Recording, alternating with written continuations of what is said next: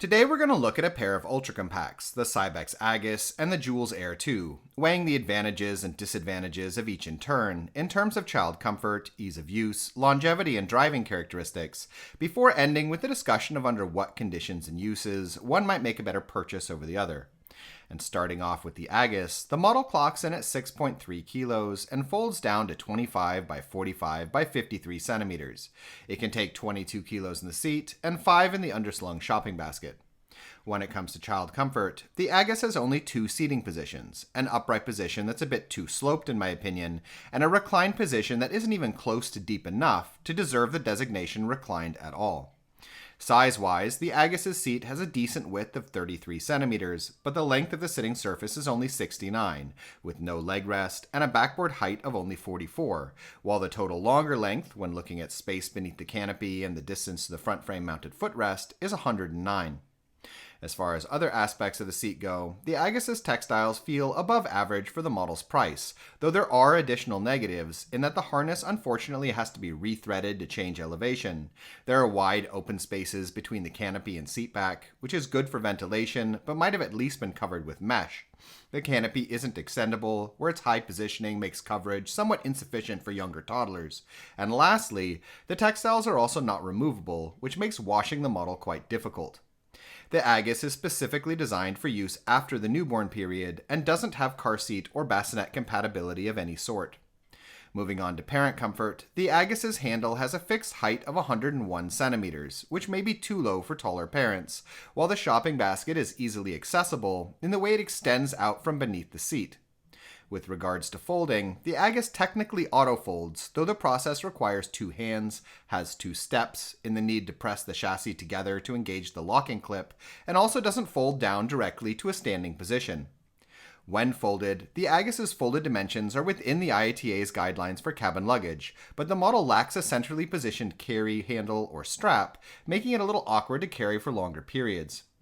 As far as how the Agis feels to use, the chassis feels well manufactured, has good cross support, and has awesome suspension, substantially better than with most other ultra compacts, though over time, its bounciness will likely loosen a couple of points on the handle arms quite a lot, causing the model to feel increasingly rickety. Wheel size is pretty standard on the Agis, 5.5 inches in the back and 5.1 in the front, which, along with that suspension, allow the model to handle uneven pavement, lighter cobblestones, and park lawn without feeling too jittery, though I would note that the front wheels sit a bit loose and can be noisy when the going gets rougher.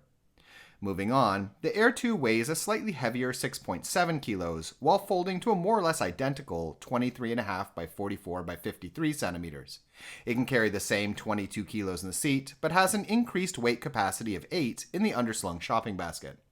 When it comes to child comfort, the Aer2 seat is a little more adjustable, even though you do need to negotiate a long zipper, having 3 settings that include both a more vertical upright position as well as a newborn acceptable near flat recline.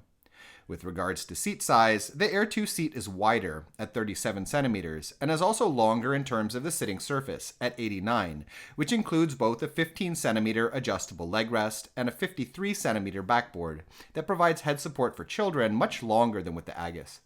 The Aer2's length with the seat upright is slightly shorter at 107, though the overall dimensions here, when looking at both space under the canopy and the distance to the footrest, are better proportioned and provide more legroom.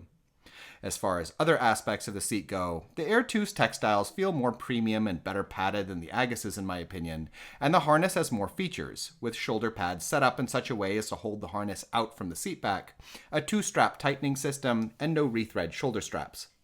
In addition, the Aer2's canopy is extendable and provides better sun coverage, and there's also ample ventilation built both into the canopy as well as the seat back when reclined. As far as negatives go, the zipper setup with the seat does cause the fabrics to bunch up more when shifting the seat from reclined to upright than with the Agis, and the naked backboard is also visible just by lifting the liner. For the newborn period, in addition to having a newborn acceptable recline, supplemented by a newborn apron in some parts of the world, such as North America, the Aer2 is compatible with a variety of car seat brands, has a bassinet available that can flatten and remain attached to the stroller when folded, and now also has the nest to seat, which in addition to working for newborns, provides a reverse seating option up to 15 months. Moving on to parent comfort, the Aer2's handle stands at a higher 107 centimeters off the ground, while the shopping basket is similarly easy to access, not extending quite as far back, but having a wider entry point. With regards to folding, the Aer2 doesn't auto-fold like the Agis, though the process is still quite easy, can be accomplished with one hand, and the model folds down directly to a self-standing position that's similarly within the IATA's guidelines for cabin luggage, and where, though the Aer2 also lacks a centrally positioned handle for just lifting the model, it does have a shoulder strap, making it more comfortable to carry for longer periods. As far as how the Aer2 feels to use, the chassis also feels well manufactured and is significantly sturdier than the Agis's, though, while suspension is also quite good on the Aer2 in relation to the rest of the market, it is a little less shock absorbing than the Agis's, and even though the wheels are a little larger, 6.1 inches in the back and 5.7 in the front, its performance over rougher ground is more or less the same as the Agis's, where the wheel size difference makes it a little more capable of negotiating obstacles, while the shock absorption difference makes it a tad more jittery over continuously bumpy terrain. So which one of these should you get then? Overall, the Aer2 is a better stroller in my opinion, providing more widely applicable advantages, with, among other things, its more premium feel, better seat, superior newborn setups, and stronger chassis. Though that being said, it is twice the price, and for parents looking for a cheaper one-off travel stroller for a child preferably between 1 and 3 years old due to the model's recline and size restrictions, the Agis can possibly work as well, even though I'd note that there are other options on the wider market within its own lower price class that offer somewhat better child comfort characteristics. In any case, we hope you found this video interesting, and if you did, please subscribe, as a sort of support really helps us to continue making videos in the future. If you'd like to know more about either of these models, we have standalone reviews that go into a lot more detail, and links have been added in the description. In addition, if you're currently shopping for a stroller, we have a buyer's guide on our Patreon page which lists a wide range of models that we recommend, with a lot of technical and lifestyle related information. You can find it by following the link in the description as well. Thank you.